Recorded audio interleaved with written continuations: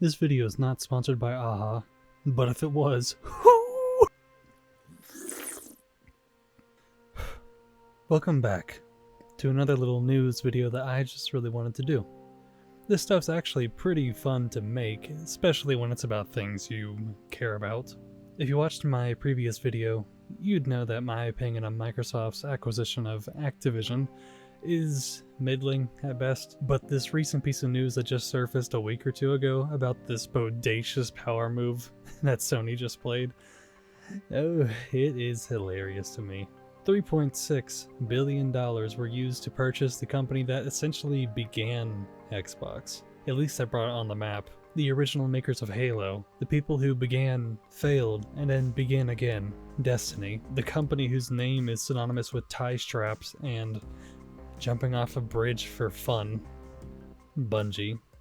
Now let's be real here. Sony buying Bungie was a lot more strategic than it was just petty.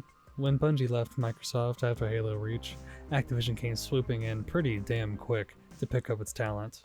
Activision also had some deals with Sony, that's why there were so many exclusive items and events, which were, of course, only available for the PlayStation. So Bungie is no stranger to their now full-on owners. Apparently, half of the money spent on this little deal here was to actually quell the qualms that were emanating from the Bungie staff. According to a Michael Beckwith, apparently a good chunk of Bungie was actually owned by none other than the very people that worked there. I mean, who knew? I guess maybe I should have thought that, but I mean, that's like really cute to me. I don't know why. Anyways, it's not like they were just going to give up their respective shares. So Sony's original offer was just a meager $2.4 billion. But once, the fighting started to happen, they decided to add in another 1.2 for a total of 3.6. This was all just to convince Bungie's working shareholders not to do the dirty, which to me is equally a power move as Sony buying Bungie. Sony will be divvying the money to the shareholders throughout the coming years, and will be counted as a business expense. Which, well, shit, you know what? I guess it is, isn't it? This deal is set to close in fiscal year 2023, the same time frame as Microsoft's Activision buyout. But here's the actual reason why Sony bought Bungie. This is made evident by the lack of control Sony said that they would be eliciting upon Bungie. Sony is pretty damn keen on diving deep into the live service gaming market, because of course they are. Jim Ryan, the current president and CEO of Sony Entertainment, confirmed that there will be at least 10 live service games being released by 2026, due to the fact that Sony is much more known for their single-player experiences rather than their multiplayer ones. In fact, tangent, I bet that's why they partnered with Activision for so many years, because they knew that their multiplayer games like Killzone and Killzone were never up to the same snuff as the figurative star child of shooters, whom of which pioneered FPSs in console gaming. Yeah, Halo. It really does come full circle, gamers.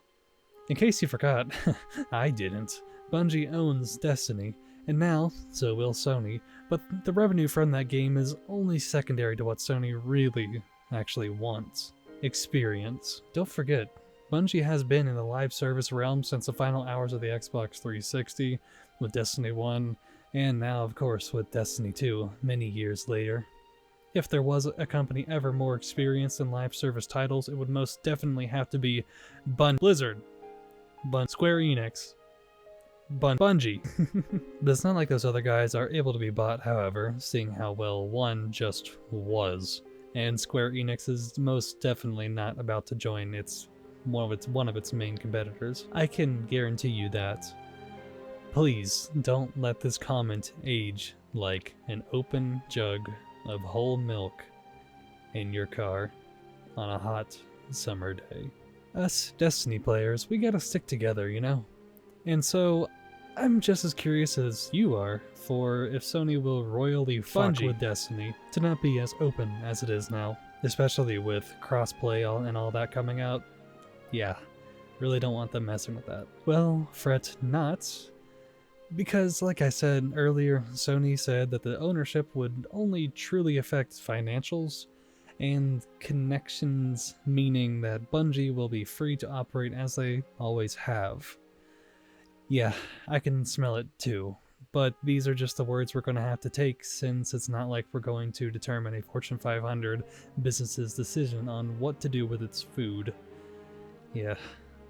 I guess that really about does it here. This page and a half of 11 font single-space Arial should suffice, I hope anyway. If you're new here, as you might hopefully can tell, I am a new YouTuber, and would absolutely love nothing more than to call this my primary source of income, so kindly subscribe, like too, whichever one you want to do.